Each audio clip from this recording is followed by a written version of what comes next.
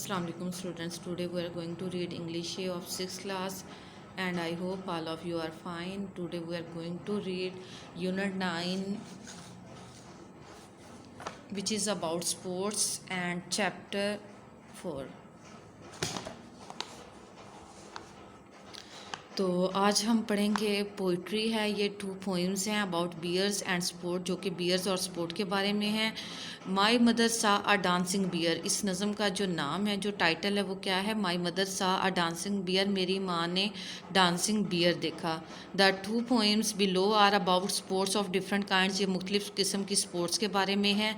सम Spectator sports, कुछ खेल देखने वाले, स्पेशली दोज इन्वॉल्विंग एनिमल्स, और इन खेलों में जो खेल शामिल हैं वो एनिमल्स के हैं। आर नाउ थॉट, और जिनके बारे में अब सोचा जाता है, टू बी क्रूअल, कि ये क्रूअल हैं, and no longer take place, और अब इनको मज़ीद जो है मुनक्किद नहीं किया जा सकता। इन एंशियंट रोम, पुराने रोम में, पीपल वाच प्रिजनर, लोग जो थे कैदियों को देखते थे, टॉर्न टू पीसीस, पीसीस में टुकड़े टुकड़े किया हुआ, बाय वाइल्ड एनिमल्स, जंगली जानवरों के ज़रिए। इन द खौजियम, खौजियम जो है ये एक एम्फी थिएटर है, वहाँ पर लोग जो थे कैदियों को जंगली जानवरों के ज़रिए टुकड़े टुकड़े किया हुआ देखते थे।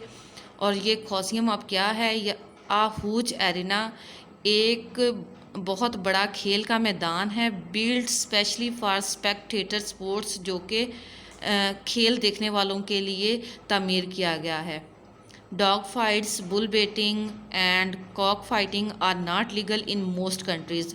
अब कुत्ते की जो लड़ाइयाँ हैं, या बैलों की लड़ाइयाँ, या फिर कॉक की जो लड़ाइयाँ हैं मुर्गों की, वो बहुत सारे ममालिक में लीगल नहीं हैं, अलाउ नहीं हैं।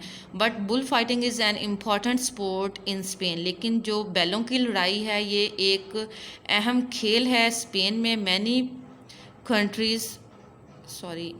पीपल, बहुत सारे जो लोग हैं, हाउ एवर ताहम थिंक, ये सोचते हैं, that it should be ban, कि इस पर बैन हो जाना चाहिए। इन द पोइम बिलो, नीचे पोइम में, माई मदर सा अ डांसिंग बियर, मेरी माँ ने डांसिंग बियर देखा। The poet writes about his mother memory, poet जो है अपनी मम्मा की याददाश्त के बारे में लिखता है। Of watching a bear dance, जो कि बियर को डांस करते हुए देखने की है।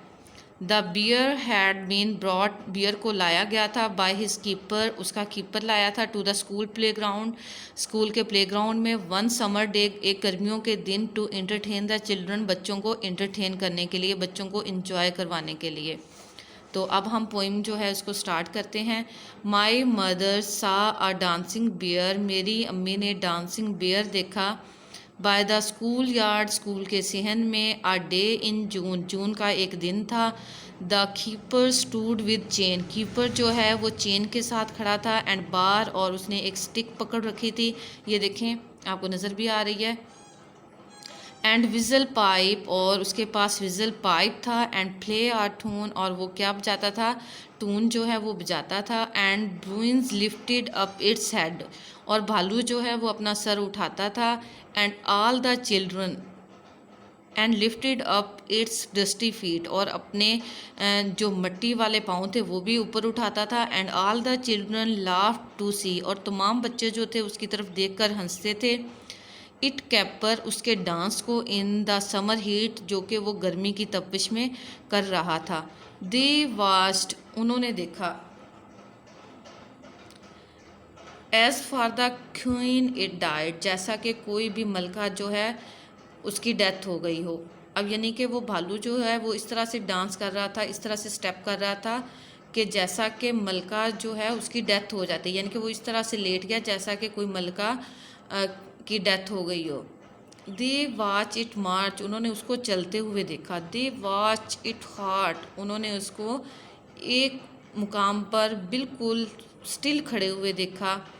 दे heard the keeper as he cried, उन्होंने जो कीपर जो था उसको चिल्लाते हुए सुना। नाउ रोली पोली, अब roly poly. Somersault, somersault का मतलब होता है कलाबाजी खाओ। And then my mother said, और फिर मेरी अम्मी ने कहा, देयर केम, यहाँ आओ।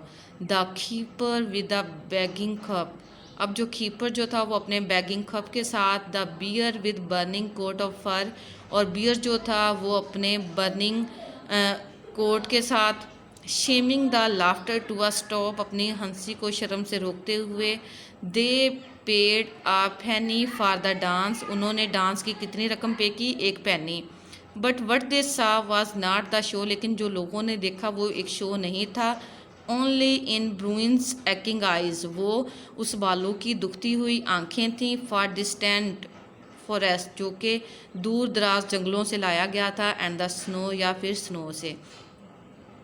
तो इस स्टोरी से हमें ये मैसेज मिलता है कि हमें कोई भी परिंदा या कोई भी जानवर जो होता है जंगली, उसको कैद नहीं करना चाहिए,